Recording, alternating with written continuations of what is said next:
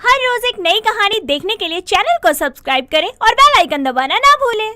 श्रुति से सुबह के समय बिल्कुल भी जल्दी नहीं उठा जाता था, जिसकी वजह से वो हर काम के लिए लेट होती थी, चाहे वो ऑफिस जाना हो, नाश्ता करना हो। श्रुति को सुबह के समय नहाना बिल्कुल पसंद नहीं था, जिसके कारण वो हमेशा अपनी माँ नीलम से सुना करती। लेकिन फिर भी उसके ऊपर अपनी माँ की बातों का कोई असर नहीं होता।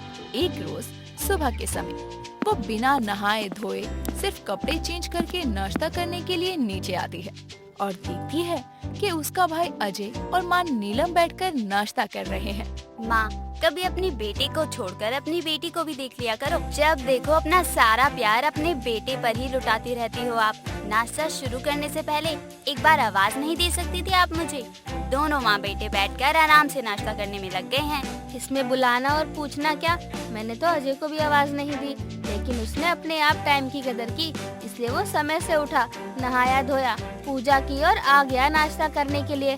और रही बात प्यार की, तो तुम दोनों ही मेरे बच्चे हो, इसलिए मैं तो दोनों से एक बराबर प्यार करती हूँ। लेकिन हाँ, मानती उसे ज्यादा हूँ, क्योंकि वो मेरी सारी बातें सुनता है।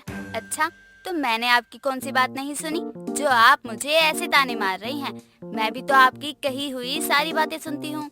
अगर ऐसा होता तो मैंने तुझे कितनी बार कहा है कि सुबह जल्दी उठा कर नहा धोकर पूजा करके नाश्ता करने आया कर, इससे मन शांत रहता है, सब अच्छा होता है। लेकिन तू कहाँ सुनती है? माँ, इतनी ठंड हो रही है, इस ठंड में सुबह सुबह मुझसे नहीं नहाया जाता, तो मैं क्या करूँ? माँ, डरपोक लोगों की यही निशानी होती है। मुझे देखो, मैं भी तो नहा धोकर ही बैठा हूँ ना। क्या मैं इंसान नहीं हूँ? लेकिन जिसका नहाने का मन ना करे उसका हम कुछ नहीं कर सकते। तू तो अपना मुंह बंद ही रख, माँ के चमचे। मुझे पता है तू कितना साफ सुथरा है, मैं तेरी तरह चमचे बनकर नहीं रह सकती। उसे क्यों सुना रही है तू? सही तो कह रहा है वो, तुझसे छोटा है लेकिन तुझसे कई ज्यादा समझदार है। और ठंड तो अब आई ही है ना, तू तो गर्मी में ही कौन सा नहा लेती थी। तो एक काम कर, अभी भी तो रात में ही नहा कर सोया कर, इससे तेरा सुबह का काम तो खत्म होगा। अपनी माँ की बात सुनकर श्रुति आगे कुछ बिना बोले गुस्से में बिना नाश्ता किए ऑफिस के लिए निकल जाती है। ऐसे ही समय बीतता है। समय के साथ श्रुति अपनी माँ के कहने के अनुसार ठंड होने की वजह से रात के समय नहाना शुरू करती है। इस बात से अनजान नीलम एक रोज रात के समय श्रुति के लिए दूध लेकर उसके कमरे में आती है। तभी वो श्रुति को बालों में टॉवल लपेटे बाथरूम से निकलते देखती है, जिसे देखकर नीलम कहती है, तेरा दिमाग तो खराब नहीं है? ठंड के समय इतनी रात में कौन नहाता है? बीमार होना है तो ऐसे ही बता दे। माँ, कैसे भी तो जीने दो, ना नहाओ तब भी सुनाती हो, नहाओ तब भी सुनाती हो। आखिर मैं करूँ क्या जिससे आपको शांति मिले और आप गुस्सा ना करें? क्या बताऊं मैं? मुझे लगता है जहाँ पागलों की लाइन लगी थी वहाँ सबसे आगे तू ही लगी थी। मूर्ख लड़की, मैंने तुझे सुबह नहा धोकर पूजा पाठ करने के लिए बोला था, जैसा सब करते हैं, ताकि तेरा सारा दिन काम सही समय पर हो और तुझे ऐसे भागम भाग ना करनी पड़े। माँ, आपने ही तो बोला था कि अगर तू सुबह नहीं नहा सकती तो रात में नहा कर सोया कर, सुबह का काम खत्म हो जाएगा, जैसे गर्मी भी किया करती थी। तो अब आप ही भूल गई, ये तो बहुत गलत बात है। श्रुति और नीलम आपस में बहस कर रही थी। तभी अजय वहाँ आता है और श्रुति को इतनी रात में नहाया देखकर हंसते हुए कहता है, लो माँ, आपकी बेटी को पागल होने में बस यही कमी थी। जिस ठंड के समय में लोगों का रजाई से पैर बाहर निकालने का मन नहीं करता, उस समय में मैडम जी यहाँ नहा धोकर खड़ी हैं। जो काम सुबह करना चाहिए वो रात में कर रही है। भगवान ही जाने इनका क्या होगा। मैं भी यही समझाने की कोशिश कर रही हूँ बेटा, लेकिन इसका अपना तो दिमाग चलता ही नहीं है कि कब कहाँ क्या करना है। हमेशा उल्टे सीधे काम ही करती रहती है। हाँ ठीक है, मैं जो कर रही हूँ ना अपने लिए कर रही हूँ, मुझे किसी को सफाई देने की जरूरत नहीं है। मुझे रात में नहा कर सोना अच्छा लगता है। हाँ ठीक है, फिर नहाइए, आपको कोई नहीं रोकेगा। और माँ, आप भी चुप हो जाइए, जाने दीजिए। जब तबीयत खराब होगी इसकी तब पता चलेगा इसे। और ये कोई बच्ची नहीं है जो इसे हर टाइम समझानी पड़े हर चीज। आप चलिए मेरे साथ। अजय इतना कहकर अपनी माँ नीलम को लेकर वहाँ से चला जाता है। ऐसे ही समय बीतता है। समय के साथ श्रुति को रोज रात में नहाने की आदत पड़ती है। सबके लाख समझाने के बाद भी वो नहीं सुनती। ऐसे ही कुछ समय गुजरता है। समय के साथ श्रुति की शादी एक सूरज नाम के लड़के से होती है और वो शादी करके अपने ससुराल आती है। लेकिन श्रुति की रात में नहाने की आदत में बदलाव नहीं आया था। समय बीतता है।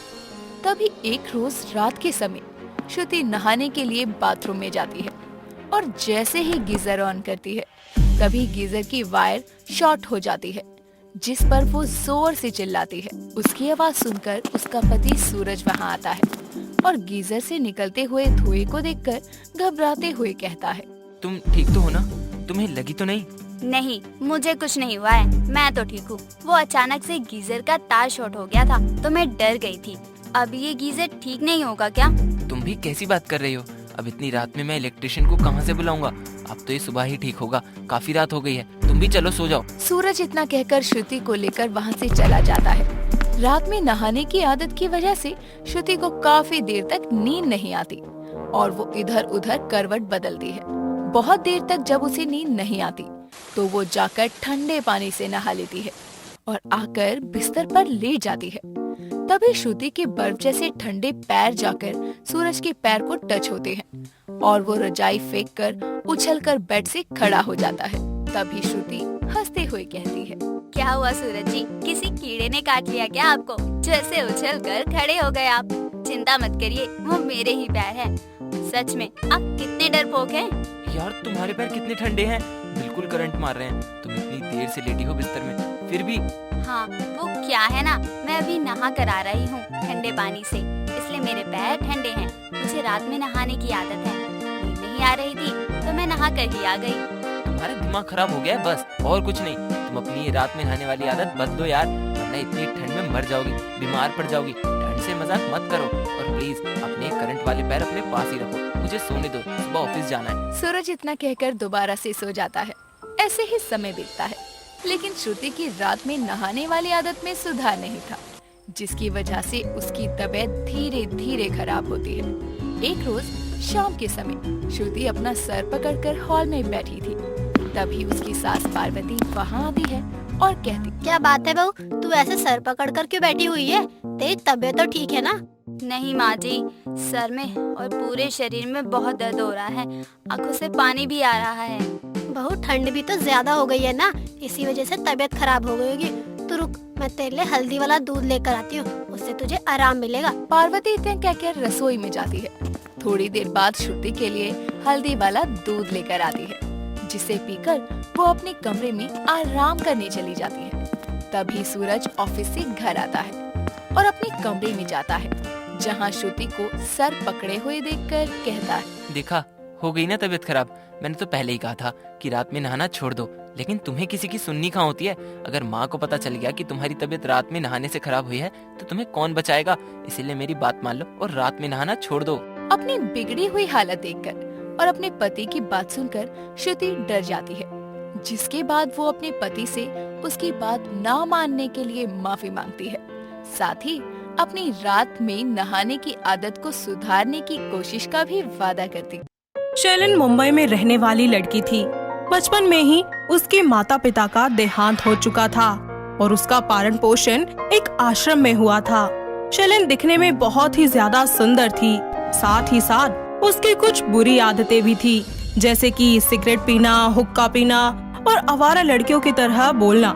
ऐसे ही एक दिन एक लड़की रास्ते से जा रही होती है कि तभी कुछ गुंडे उसे छेड़ने लगते हैं और शैलन वहाँ आ जाती है और उन गुंडों की जमकर पिटाई करती है और बोलती है, क्या रे कालिए, तेरे घर में माँ बहन नहीं है क्या? अपन तेरे को इतना घुमा घुमा के मारेगी ना, साला सारी जिंदगी याद रखेगा। माफ कर दो दीदी, अब नहीं करूँगा ये सब, प्लीज। अपन तेरे को इस लायक ही नहीं छोड़ेगी कि तू कुछ आगे कर भी पाएगा। दीदी जाने दो, अब से नहीं करूँगा ये सब। आई मम्मी, कसम से। चल मैं दोनों का दोनों इधर आओ और जैसा मैं बोलेगी ना वही तुम दोनों भी बोलोगे। हाँ हाँ दीदी, जैसा आप बोलोगे हम वैसा ही करेंगे।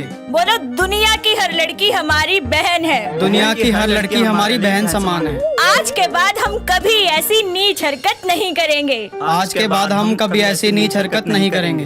वहीं पास में खड़ा हुआ एक समर नाम का लड़का ये सब कुछ देख रहा होता है और वो शैलन के लिए तालियां बजाने लगता है, जिसे देखकर आसपास के खड़े सभी लोग उसके लिए तालियां बजाते हैं। शैलन भी वहाँ से जाने लगती है कि तभी समर उसे रोकते हुए बोलता है, सुनिए, क्या मैं आपसे बात कर सकता हूँ? अच्छे से सोच ले पहले, क्योंकि अपन तेरे को ना बाद में बात करने के लायक नहीं छोड़ेगी क्या। मैं आपसे बस ये कह रहा हूँ कि आप बहुत अच्छी लड़की हैं और मैं इस शहर में नया हूँ, इसलिए मैं चाहता हूँ कि आप मुझसे दोस्ती कर लो। क्यों बे, मैं क्या तेरी अम्मा लगती हूँ जो तेरे से दोस्ती करूंगी? जी आप मुझे गलत समझ रही हैं। चलो कोई बात नहीं, जब आपको करनी ही नहीं है तो। अबे ओ चिकने, सुन इधर आता। देखना मैं तो साला तू अच्छा दिखता है, शरीफ भी लगता है। चल मैं सोचूंगी तेरे बारे में, कल तू मेरे को यहीं मिलियो और ये ले मेरा नंबर। ऐसे ही अगले दिन समर उससे मिलने के लिए आता है। थोड़ी देर के बाद शैलेन भी सिगरेट फूंकते हुए आ जाती है और समर उससे कहता है, यार बुरा ना मानो तो एक बात बोलूं? बोल चिकने, तेरी बातों का क्या बुरा मानना रे।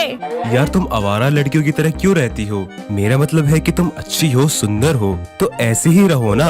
ये सिगरेट पीना तुम्हारी हेल्थ के लिए अच्छा नहीं है। बात तो तू अच्छी कर लेता है और अच्छा लगा कि कोई तो है जो मेरी हेल्थ की इतनी फिक्र करता है। दोनों देर तक एक दूसरे से बातें करते हैं और धीरे धीरे उन्हें एक दूसरे के साथ अच्छा लगने लगता है। वो दोनों आए दिन किसी न किसी बहाने एक दूसरे से मिलने लगते हैं और धीरे धीरे उन्हें प्यार हो जाता है। और एक दिन दोनों एक पार्क के बाहर अपने प्यार का इजहार करते हैं, जिसके बाद उनके प्यार का सिलसिला चलता रहता है। और फिर एक दिन समर शैलेन को फोन करके कहता है, शैलेन, मैं तुम्हें अपनी माँ से मिलवाना चाहता हूँ। मिल लेगी, उसमें क्या है? लेकिन तुम अच्छी लड़कियों की तरह अच्छे से रेडी होकर आओगी। मतलब क्या, मैं अच्छी नहीं दिखती क्या? बस पहनावा बदलो और बोलने का तरीका, ये सब कुछ मैं बदल दूंगा। तुम्हें एक नई शैलेन बना दूंगा। अगले दिन समर शैलेन को एक मॉल लेकर जाता है, जहाँ उसे वो बहुत सारे अच्छे अच्छे कपड़े दिलवाता है, सूट दिलवाता है और अलग अलग तरीके की साड़ियाँ दिलवाता है। जिसके बाद वो लोग लंच करने के लिए एक रेस्टोरेंट में जाते हैं। तो टेबल पर बैठकर समर नाइफ और फोर्क से खाना खाता है, जिसे देखकर शैलेन भी वैसे ही खाना खाने की कोशिश करती है, लेकिन नहीं खा पाती। तभी समर उसे सिखाने के लिए उसके करीब जाता है, जिससे वो शर्मा जाती है और फिर बड़े ही प्यार से उसे फोर्क और नाइफ से खाना खाना सिखाता है।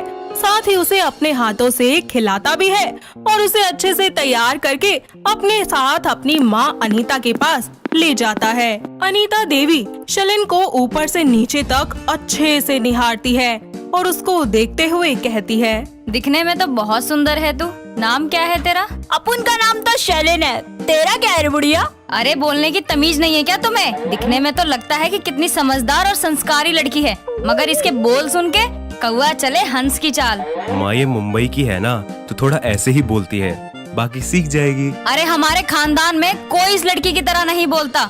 बस मैं तेरी खुशी के लिए इस लड़की को अपना रही हूँ। ऐसे ही कुछ दिनों के बाद अनीता उन दोनों की मंदिर में शादी करवा देती है। इसी तरह शादी के बाद शैलेन अपने ससुराल की सारी जिम्मेदारियों को बखूबी संभाल लेती है, लेकिन अभी भी उसकी कुछ आदतें सुधर नहीं पाती, जैसे कि सिगरेट पीना। ऐसे ही एक दिन वो अपने कमरे में छुपकर सिगरेट पी रही होती है कि तभी वहाँ पर उसकी सास आ जाती है और गुस्से से तिलमिलाते हुए बोलती है, हाय राम जी, अरे मेरे कर्म में ही ये आवारा बहू लिखी थी क्या? अरे बहू तो घर की लक्ष्मी होती है और तू यहाँ आकर ये सब कर रही है, अपमान कर रही है लक्ष्मी का। ए माता जी, अपन को जो सही लगता है ना अपन वही करती है। एक बहू होने के नाते इस घर का सारा काम करती है एकदम चकाचक। और आज तो अपन ने इतने दिनों बाद सिगरेट को छुआ है। अरे नास पीटी, मैं तुझे इस घर में एक पल ना रहने दूं। तू निकल यहाँ से। मैं कहीं नहीं जाएगी। ठीक है, अगर तू नहीं जाएगी यहाँ से तो मैं जाऊंगी। जिस दिन तू अपने आप को इस घर की बहू के लायक बना लेगी तब मुझे बुला लियो। अनीता वो घर छोड़कर चली जाती है और शाम को जब समर वापस आता है तो अपनी माँ को हर तरफ ढूंढता है, लेकिन उन्हें वो कहीं नहीं मिलती। जिसके बाद वो शैलेन के पास जाकर उससे कहता है, माँ कहाँ है? माता जी घर छोड़कर चली गई। क्यों, क्या हुआ जो वो चली गई? आज माता जी ने अपन को सिगरेट पीते देख लिया और बोली कि जब तक मैं उनकी बहू कहलाने लायक नहीं बन जाती वो इस घर में वापस नहीं आएगी। मैंने तुम्हें मना किया था ना कि ये सब छोड़ दो। ओ हेलो, अपन ने कुछ भी जानबूझ के नहीं किया क्या? अगर तुम चाहती हो कि मैं और माँ तुम्हारे साथ रहें तो तुम्हें बदलना पड़ेगा। शेलन खुद को बदलने के लिए बिल्कुल तैयार हो जाती है और इस बदलाव में समर उसका पूरा साथ देता है।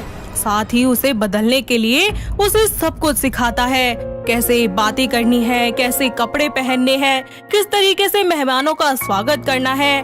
और शेलन भी दिन रात एक करके समर के कहे अनुसार मेहनत करती जाती है। साथ ही YouTube से वो साड़ियाँ पहनना भी सीख लेती है।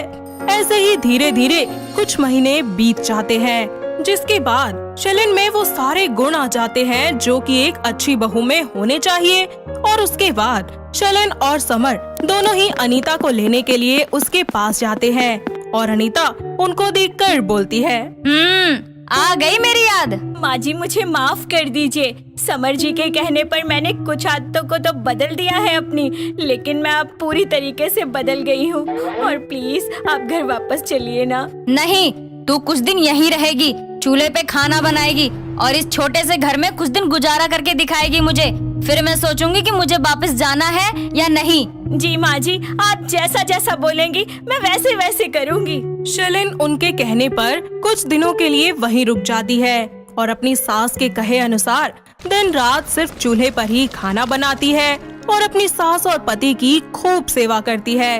और उसका ये बदला हुआ रूप देखकर अनीता को अपनी गलती का भी एहसास हो जाता है और साथ ही साथ उसे बहुत खुशी भी होती है। और अगले ही दिन वो अपनी बहू और बेटों के साथ अपने घर वापस लौट जाती है, जहां वो तीनों खुशी खुशी अपनी जिंदगी में आगे बढ़ जाते हैं। तो दोस्तों, कैसी लगी आपको हमारी ये आवारा बहू की कहानी? क्या आपके घर के आसपास भी है कोई ऐसी बहू जिसके ससुराल वालों ने उसे ऐसे सुधारा हो? अगर हाँ, तो उन्हें ये वीडियो दिखाइए और हमें कमेंट करके बताइए। दोस्तों, अगर आपको ये कहानी पसंद आई तो इसे लाइक करें, शेयर करें और कमेंट करके बताएं कि कहानी में आपको सबसे अच्छा क्या लगा।